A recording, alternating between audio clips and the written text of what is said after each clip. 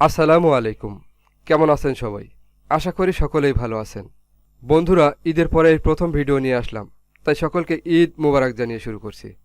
তো আমি আজকে আপনাদের মূলত দেখাবো কিভাবে একটি বস্তুর মধ্যে এ ধরনের একটি টেক্সট টাইপ করবেন। এটাকে আপনি টেক্সট ম্যানিপুলেশন বা টেক্সট মাস্কিং অথবা টাইপোগ্রাফিও বলতে পারেন। মূলত কাজটি হলো যে কোনো ধরনের একটি বস্তুর আকৃতির সাথে যে কোনো একটি লেখাকে এভাবে মাস্কিং করা। বন্ধুরা, এটি খুবই সহজ একটি কাজ যদি বিষয়টি আপনার জানা থাকে।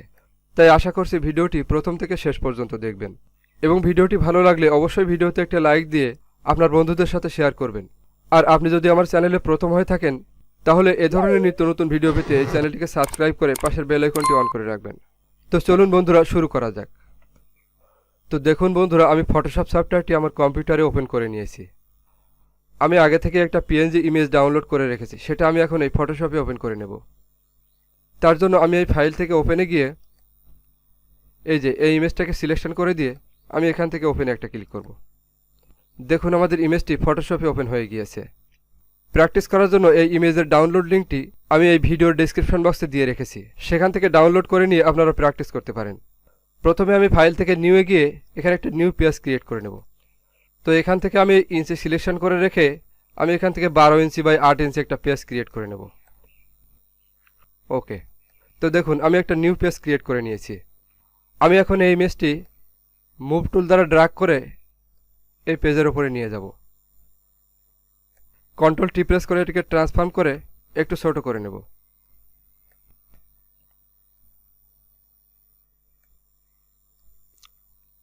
এরপর এভাবে একটু রোটেট করে নেব। তো আমি এই পজিশনে রাখলাম। একটু জুম করে নিই। এখন আমি টুলবক্স থেকে টাইপ টুলটি সিলেকশন করে নিয়ে এখানে একটা টেক্সট টাইপ করব। তো আমি এখানে লিখছি ঈদ মোবারক। ঈদ মোবারক লেখাটিকে আমি একটু ছোট করে নেব। আপাতত এরকম অবস্থায় রাখলাম।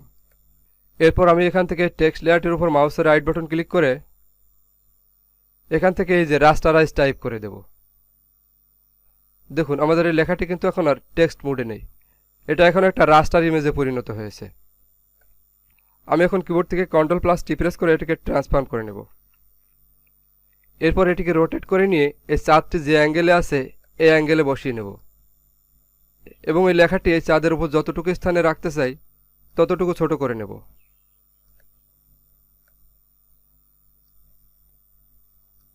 এখন কিবোর্ড থেকে শিফট কি প্রেস করে রেখে এই পয়েন্টারের উপর মাউস চেপে ধরে এভাবে টেনে একটু বড় করে দেব।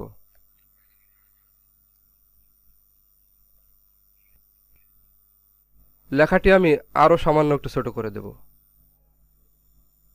তো এই অবস্থায় রেখে এই যে এখানে একটা টুল আছে, দেখুন এই যে free transform and warp mode, এখানে একটা ক্লিক করলে দেখুন এই মেনুবারের এখানে কিছু অপশন চালু হচ্ছে। এখান থেকে এই ওয়ার্প অপশনে এসে এই অ্যারো আইকনে একটা ক্লিক করব। এরপর এখান থেকে এই যে বাঁকা ERC এই অপশনে একটা ক্লিক করব।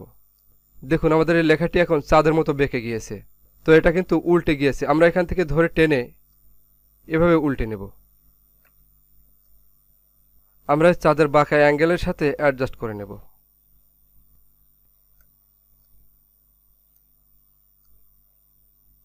তো এই অবস্থায় রেখে আবারও এখান থেকে এই অ্যারোতে একটা ক্লিক করে এখান থেকে এটিকে আবার কাস্টম করে দেব। দেখুন কাস্টম অপশনটি চালু করার সাথে সাথে আমাদের এই লেখার বিভিন্ন স্থানে অনেকগুলো পয়েন্ট অ্যাড হয়েছে। আমরা এখন এই পয়েন্টগুলো ধরে ধরে এই লেখাটিকে চাঁদের সাথে অ্যাডজাস্ট করে দেব।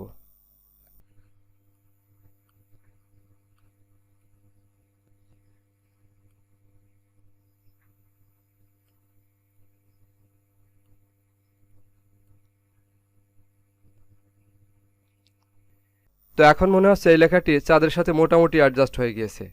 এখন আমি কিবোর্ড থেকে এন্টার প্রেস করব। এখন যে কাজটি করব সেটা হলো কিবোর্ড থেকে কন্ট্রোল প্রেস করে ধরে রেখে এই রাস্টারাইজ করা টেক্সট থাম্বনেইলের উপর একটা ক্লিক করব। দেখুন সম্পূর্ণ টেক্সটটি একটি সিলেকশনে পরিণত হয়েছে। এখন এই চোখ আইকনে একটা ক্লিক করে এই লেয়ারটিকে হাইড করে দেব। এরপরে নিচের লেয়ারটিকে সিলেকশন করে এখান থেকে এই অ্যাড লেয়ার মাস্ক অপশনে একটা ক্লিক করে এই লেয়ারটিকে মাস্ক করে দেব। দেখুন এখন এই সিলেকশনকৃত টেক্সট অংশটি ছাড়া বাদবাকি অংশগুলো মাস্ক হয়ে গিয়েছে। এখন আমি টুলবক্সে গিয়ে এই ব্রাশ টুলটি সিলেকশন করে নেব।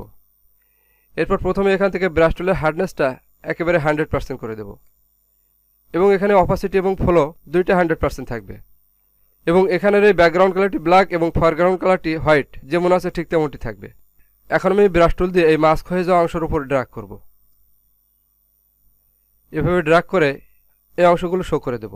খেয়াল রাখতে হবে যেন ব্রাশটি লেখার ভিতরে চলে না আসে।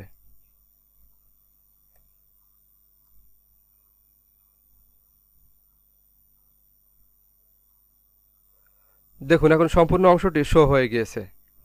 লেখাটিকে একটু ফুটিয়ে তোলার জন্য আপনি এর পিছনে যে কোনো ধরনের একটি কালার ব্যাকগ্রাউন্ড অ্যাড করতে পারেন। তার জন্য আপনি এখান থেকে নিচে লেয়ারটিকে সিলেকশন করে এখান থেকে অ্যাডজাস্টমেন্ট লেয়ারে একটা ক্লিক করবেন। এরপর এখান থেকে সলিড কালার অপশনে একটা ক্লিক করবেন। এখন আপনি এর ব্যাকগ্রাউন্ডে যে কালারটি রাখতে চান সেটা এখান থেকে সিলেক্ট করে দিতে পারেন। তো আমি এই কালারটি রেখে এখান থেকে ওকে করে দিচ্ছি। এছাড়া আপনি আপনার কম্পিউটার থেকে যে কোনো একটা ব্যাকগ্রাউন্ডের পিছনে অ্যাড করতে পারেন।